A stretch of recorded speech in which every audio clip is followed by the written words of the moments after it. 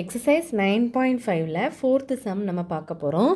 ரொம்ப இம்பார்ட்டண்டான ஒரு சம். இந்தமாரி சம்ஸ் வந்து கண்டிப்பாக கேட்பாங்க. Find the length of the hypotenuse of a right triangle if the length of the base வந்து பேஸும் கொடுத்துட்டாங்க அண்ட் பெர்பெண்டிகுலர் ஆர் 10 சென்டிமீட்டர்னு சொல்லிட்டாங்க. அப்போ நீங்கள் வந்து டயக்ராம் வரைஞ்சிட்டிங்க அப்படின்னா கண்டிப்பாக உங்களுக்கு வந்து இந்தமாரி சம் வந்து புரிஞ்சிடும். அவங்க என்ன கொடுத்துருக்காங்க, லென்த் ஆஃப் த பேஸும் சொல்லிட்டாங்க.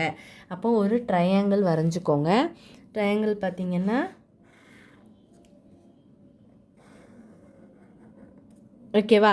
இப்போது இதில் வந்து என்ன கொடுத்துருக்காங்க, ஏ எடுத்துக்கோங்க, இது பின்னு எடுத்துக்கோங்க, இது சி. அப்போது அதில் லென்த் ஆஃப் த பேஸ் வந்து என்னது 24. அப்போ நம்ம இதை வந்து 24 சென்டிமீட்டர் அப்படின்னு வச்சுக்கலாம்.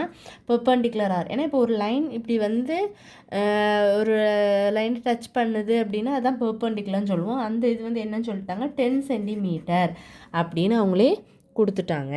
நமக்கு hypotenuse, find the length of the, இந்த ஹைப்போட்னஸ், இதுதான் ஹைப்போட்னஸ், இதை வந்து கண்டுபிடிக்க சொல்லியிருக்காங்க. அப்போ நம்ம எப்போதும் போல் எழுதலாமா? எப்படி எழுதுவீங்க? ஃபார்முலா என்னது? பித்தாகரஸ் தியரம் படி ஃபார்முலா வந்து என்னது உங்களுக்கு? AC square plus AB square equal to BC square. இதுதான் எழுதியிருப்போம், அப்படி தானே? சரி, இப்போ ஏசி ஸ்கொயர் வந்து என்ன கண்டுபிடிச்சி வச்சுருக்கீங்க? 10 ஸ்கொயரு.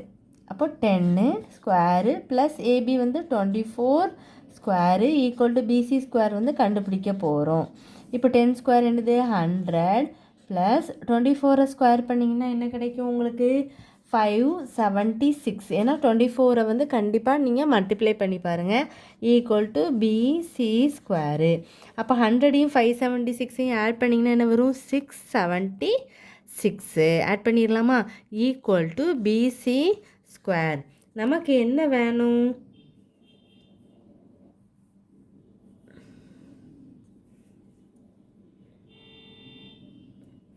பிசி ஸ்கொயர் தான் நமக்கு தெரியாது. அதை வந்து நம்ம எக்ஸ் ஸ்கொயரும் கூட வச்சுக்கலாம், அல்ல அப்படி கூட போட்டுக்கலாம். அப்போது BC which is equal to 20. ஏன்னா பிசி தானே வேணும் நமக்கு. அப்போது 76 வந்து பிசின்னு பார்க்கும்போது 26 வந்துடும். அப்போது த லென்த் ஆஃப் த ஹைப்போட்னஸ் 26 சென்டிமீட்டர்னு நீங்கள் போட்டுக்கலாம். ஏன் அப்படின்னா 25நாலே ஈஸியாக பண்ணிடலாம். 5 5 25, 2க்கு அடுத்த நம்பர் 3, 3 2s 6. அப்போ இதுக்கு அடுத்த நம்பர்னால் கண்டிப்பாக என்னதான் தான் இருக்கும்? 26 ஸ்கொயர் பண்ணால் 676 தான் வரும்.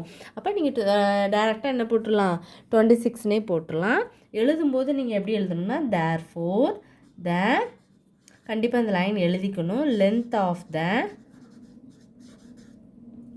ஹைப்போட்னஸ், கண்டிப்பாக லைன் வந்து கண்டிப்பாக அந்த சம் முடிக்கும்போது நீங்கள் லாஸ்ட்டு அவங்க இதெல்லாம் கேட்டிருந்தாங்க, ஹைப்போட்னஸ்ன்னு கேட்டிருக்காங்க. ஹைப்போட்னஸ் இஸ் என்ன போடணும்? 26 சென்டிமீட்டர் அப்படின்னு சொல்லி இந்த சம்மை முடிச்சுக்கணும். இவ்வளோதான் இந்த வீடியோ. எதுவும் டவுட்ஸ் இருந்தால் கண்டிப்பாக கேளுங்க ஸ்டூடெண்ட்ஸ். நல்லா போட்டு பாருங்கள். தேங்க்யூ.